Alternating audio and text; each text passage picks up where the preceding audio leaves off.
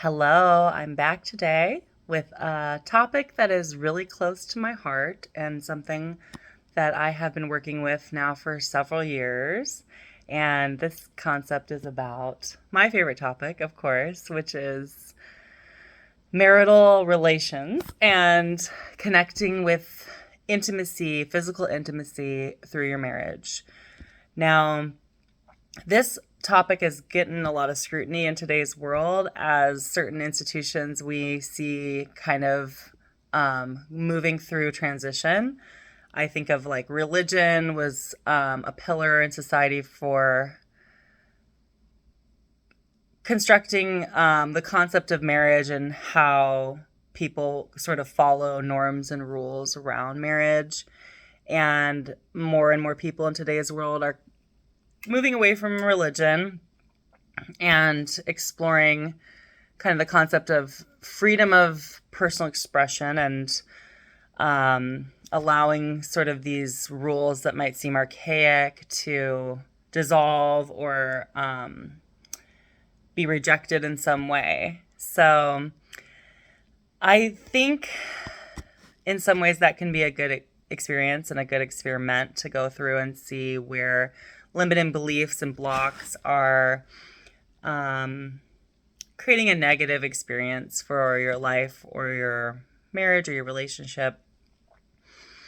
However, I have come to an understanding about marriage as a container and a pillar, a construct in society that is there as a foundational experience for what I find to be depth of,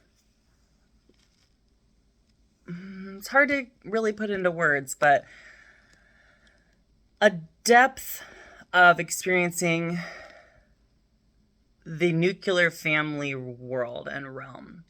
So if you are not in a nuclear family and this doesn't really apply to you, I'm not sure exactly what you'll garner from this video unless you are hoping as a goal to get married in the future and that's something that you value and think is important. There was a time in my life where I didn't really think marriage was that big of a deal. I kind of thought it was, a contract from the government and not necessarily something that had to be in place for somebody to have a strong relationship with another person or to have a family. And it's not a requirement. So what is the benefit besides, like end of life rights and certain tax breaks that people identify as rights of marriage and reasons that people tend to get married? What is the other, more spiritual, personal benefit to marriage? And in my experience, it has been a portal through which I entered, as did my husband, and we both agreed to go into a deeper pair bonding with one another and forsake all other paths. So as a multidimensional human being, you can envision and create lots of different experiences for yourself. And really, there's not a lot of limits in today's world for what those experiences can be. We even have abilities to merge with technology in today's experience. We have abilities to modify our human body in extensive ways beyond anything anyone could have imagined maybe 100 years ago. We have abilities to travel all over the world in an instant. We can pick up a phone, be in a portal somewhere else, or we can take a pretty relatively short plane ride somewhere else. Things are a lot more available in today's world in terms of jumping ship or jumping timelines, if you will, jumping into a different experience of yourself and what your reality or your persona is. Not to mention the amount of influences that come in that are available to influence you today. So, there was a time where people were a lot more tribal. They were really influenced by people who were like them and their family lineage and heritage, and maybe you would have some sort of touch point to cultures across the globe, but it wasn't, it wasn't something that you could, in the same way as you can today, like conceptualize what it was like to live this way, really put yourself into this other experience more easily. Like there's a fluidity in today's world with, we think of it with gender, but we have it in terms of culture. We have it in terms of tonight I'm going to have Chinese food, tomorrow I'm going to have Indian food, then Italian food, and you can kind of move through these different avenues if you want to jump around. So that seems so appealing in so many ways because you get more flavors of life, more variety, more experiences to try. That's so fun and novel. And what would be the advantage to shutting a lot of that down and staying on a particularly more challenging track maybe, or a more boring track maybe, or potentially it's more hard work put into this track of marriage and whatever marriage is supposed to represent in today's world when you don't have the religion as far as that like rule-based structure that a lot of people are walking away from. So what does that mean? Well, for me, marriage has been a deepening within my own person. Monogamy within my marriage means I don't have any feelings of threat towards me from outside men that I don't know. I don't have to feel like I'm at risk for being treated poorly and then somebody abandoning me, or getting some sort of disease, or getting pregnant by somebody who isn't going to be there to take care of me afterwards. And that is really comforting and puts me in a place where I feel I can explore the depths of myself, because I am not having to survive different experiences that might not come out the way that I predicted. And I'm not having to constantly relearn something that is changed in my world and reintegrate, realign myself to those changes. And I have deepened my understanding about who I am in terms of a long-term relationship. That's a very interesting and unique experience, and it's becoming less available in today's world because we have a lot more divorce culture, and the longevity in marriage and relationships isn't as statistically available as it used to be. So what does it feel like to be a dynamic person experiencing another dynamic person in a very close, intimate way, as if we are the closest people in each other's lives? From the time of when I met my husband in kind of late adolescence, college years, to going through our 20s and now our 30s, we're approaching 40. And we have young children who are in elementary school who will be getting into their adolescent years soon. And we have been with each other for each step of this, each transition into each phase of the next version of ourselves, my husband and I. So one constant, and it's not, I wouldn't even call it a constant, but it's, in a way it's constant, I guess. It's more of an activity that we continue to improve, and we have grown and developed a depth around as well, is our intimate married life. I think of our intimacy and our bedroom activities as sort of a barometer, is that the word, to the health of our marriage. So there are ebbs and flows. There are, ups and downs in this area to some extent. Don't get me wrong. But mostly it's something that we both work on as a goal to achieve deeper and higher potentials of. So we think of it as any other goal in our lives. So you have a goal of saving for a vacation dream of yours, or a house goal, or a home improvement goal, goals for our children of their potential college financial security, goals of our retirement, any goal that we have in terms of our life, our intimate life is as important or more important than any of those other goals. And why is that? It's not for each other. That's the first thing I'm going to say. It's not something that we are trying to necessarily give to the other person. It is something that you give to the other person, and the other person's experience of it is important. But the primary goal for he and I is our own health and satisfaction of our bodies, minds, spirits, and our love of our relationship. Those things are all intensely heightened by a consistent sexual experience together, by consistently making that a priority.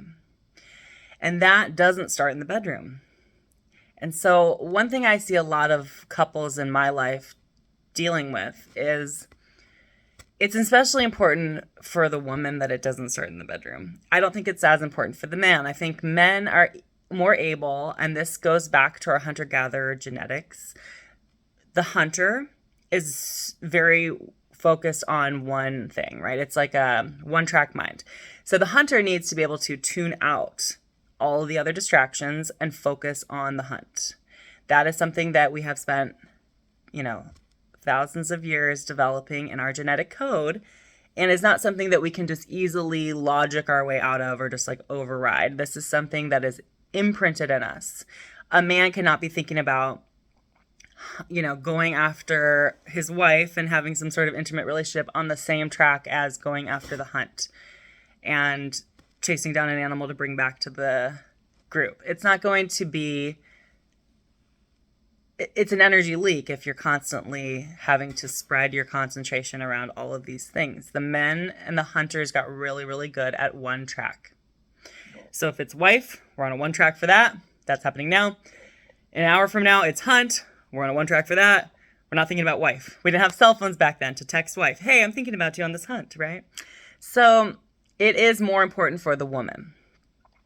And because this is a group effort, you do have to think of your other partner. That's not necessarily your absolute reason for doing stuff and your priority, but it is a huge piece of the puzzle. So women have evolved to be the gatherers. That is our genetic imprint, our genetic coding, what our cells expect. And if you're going against your genetic programming too much, your body kicks into a subconscious defense mechanism of protection. Your body suddenly says, you know what, this isn't safe, something doesn't feel right, and so I need to not do whatever this is because I'm being triggered from my cellular evolution. This is something our bodies experience, and we have to identify if we really want to have a conceptual, like a full scope of what is happening to our psyche during these relatively complicated experiences. So you think of the gatherer. She's got maybe a basket of leaves. If one of those leaves is poison and all of the leaves go into the soup, everyone dies. It's really important as the gatherer, her attention is multitasking. She is aware that the 2-year-old went over and put the wrong leaf into that basket and the rest of these leaves don't match and we need to move that leaf out. We need to have some structure and organization around how we separate each thing in our lives, but have awareness across the gamut. So it is really effective psychologically if women are getting more sexual cues throughout the day and night of their everyday activities to keep them feeling really comfortable with their partner. So a lot of divorce experts or attorneys I've heard discuss tips of like, make sure to send your wife a daily message. Make sure that you compliment something every day that she does for you. You hear that more of men to women than you do women to men. You hear it for both, but it's a more satisfying full scope experience if the woman feels she is getting the flirtation throughout the entire day. It's like every interaction might have a bit of a flirtation element to it. And so by the time you get into the bedroom, you are really, really primed. You're excited. You've been anticipating. And men love this too, but I don't feel that it's necessarily as important as it is for women. So these connection points, when you're together having these heightened sexual experiences, are creating an energetic vibration of love, joy, connection with source or God energy in that way. And some of my past videos have described techniques you can do to even heighten this energy further, of this onking technique of visualization where you pull the energy of the orgasm from the base root chakra up through all the chakra systems up through your crown. You can split the energy and create an orb around you, or you can funnel the energy back down. You can also push the energy more into the root to ground down, depending on different ways that you want to play with it, or different things you feel as though may be healing in your body and within your system. But beyond that, you're creating this beautiful bubble within your home. So my kids are seeing daddy compliment mommy and daddy kiss, and us feeling so close. You can pick up that energy field very easily. So it's a matter of offering a healthy environment to your kids and your family beyond what it's doing for your own mental and physical health and happiness. I have also come to understand that our cycles as women really can affect what is happening in terms of our intimate relationships. If a husband were to have a better understanding of a woman's cycle, both partners are going to be in a better position to be on the same page, connect, get along, and handle these cycles versus struggling against them, creating conflict and agony throughout the marriage because you don't really have an understanding. And this is something that took me going through many years of childbirth and getting on the other side of that to understand myself. It wasn't something that was readily available information for our generation, and it wasn't taught to us in the same way that perhaps future generations will be able to access through our technology and our information age. But I do know a lot of information gets buried. So it's important, if you have experiences like what I've had, I think, to share this stuff so others who are experiencing the same thing can start to see it. Because if nobody had told me, I may still be in this struggle that I used to be in that was incredibly frustrating, non-productive, and overall going against, these things that I'm trying to teach today. But you don't know until you know, right? So for me, going through my years of child rearing, and I also had years of contraceptive use and things that could have affected my hormonal system pretty intensely, I'm sure. I've come out on the other side here, and I'm in a phase where I am very aware of the first half versus the second half of my cycle. So there's the follicular phase and the luteal phase. And those terms I didn't even learn until after 3 kids, which is really sad to me, but here we are. And the follicular phase is right after the bleed, where you start to prepare for implanting of the egg. Okay, you can go into the science if you want to learn more details about these words, but essentially the first 2 weeks are flooded with estrogen. It's when I feel amazing. It's when I feel in love. I told my husband the other day, I'm like, you have this, I call it an estrogen glow that he has to him, where it's like, I look at him and I just see gold around him. It's just my hormones wanting him and just loving him and eating it all up. Those are when I have the most energy, and I have like the most upbeat attitude, and the world just seems to connect. Everything is flowing. It's great. And then I have sort of a crash, a hormonal crash, as I lead into the bleeding phase. That is the luteal phase of the cycle. You start to decrease estrogen, and depending on your cycles of hormones, it can be like a slow dip, or for me, it can be a sharp crash, I've learned.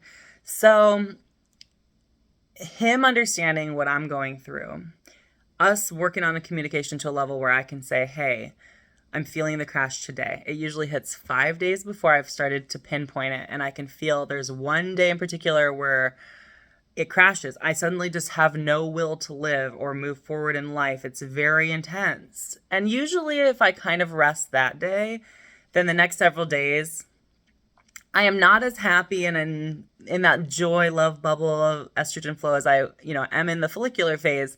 But it can end up not being as intense of a drop. It can kind of flow easier when I have that support. And he is good now. It's taken us time to get here, but he understands now more of how to support me and not take it personally when I'm starting to feel different. I'm having a shift. I've learned that in that first 2 weeks of follicular phase, when my estrogen is flowing, things are really easy in the bedroom. He responds so much more to that. His whole hormonal system responds more to that. And things go great. Once I start to have my sort of estrogen crash, one thing that I think can help is for me to have orgasms, because it kind of floods me with a little bit of that reserve hormone. Otherwise, I wouldn't be getting. So I may not really be in the mood, and I may not be that attracted to him even, depending on those hormonal flows. But oftentimes I kind of push it so that I can get there, because I know after the session, I'm going to feel more connected to him, happier, more in love, and more joy. And I want to give myself that. So it's just like when you don't feel like going to the gym or going to work out, and then you're like, I'm just going to go because I know that I'm going to feel better after. I get into that mode a little bit. And it's a conscious effort versus allowing, like I hear a lot of times people go, I want it to be spontaneous. I just want it to, it's like most things in life are not spontaneous like that. That's the movies, that can happen here and there in life, but that is not going to be a long-standing strategy to life. More often than not, routine, structure around routine, clear communication, repetitive behaviors that lead to improvement are generally longevity behaviors in terms of if you want to preserve a relationship for decades. So anyway, back to what I was saying about the cycles. When I am in that lower estrogen phase, my husband always wants to be intimate with me. He always wants to jump in and be there, but sometimes his body doesn't really respond because there's just not really enough estrogen. We've come to realize. I used to take that really personally. He used to get freaked out, and we would be very confused, and it would lead to all this turmoil and argument, blame, maybe shame kind of energies. And now that we understand the cycle flow, it has nothing to do with our relationship, who we are as people, anything like that. It's not our level of health or exercise levels that week, whatever. It's really, really related to the cycles. And the hormonal cycles are driving things much more than many of us understand. And that awareness and understanding and connection has been so helpful for us to really cultivate our intimacy, because now we understand, okay, the first 2 weeks, let's really go for it. The next 2 weeks, let's really pull back and give ourselves rest periods and find other ways to deepen our intimate connections that are not in the bedroom, which is sometimes a skill that needs to be developed. We have a little, okay, I'll maybe put that in another video.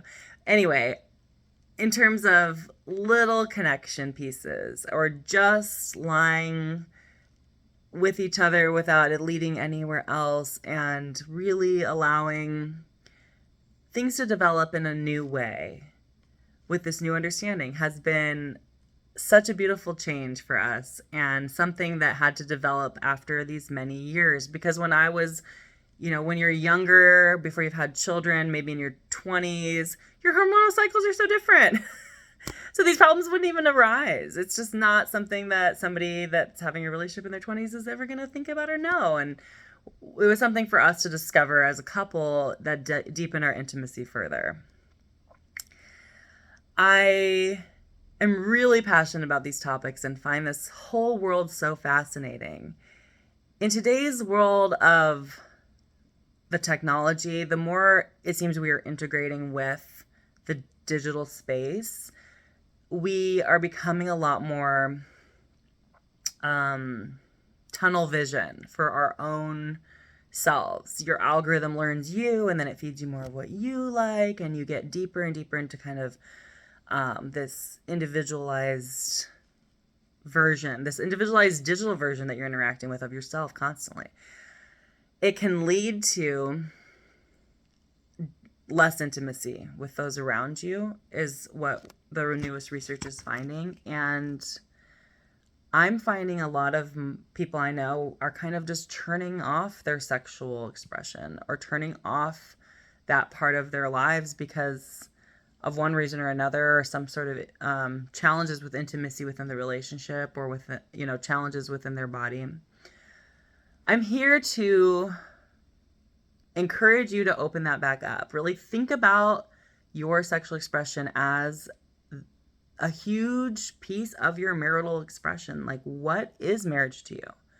Why are you with this partner? How can your sexual body fuel your health, fuel you as an antidepressant, as a modality of resetting your emotional space, as a source of joy and heightened connection to God or source, as a way to connect deeper and deeper with your partner and elevate, amplify this love bubble, this energetic bubble of the heightened love experience that humans get to have. I mean, like, not everybody's a human, right? I mean, I have a dog over here who's neutered. He doesn't get to do this. He like humps a stuffed unicorn every night. I mean, seriously though.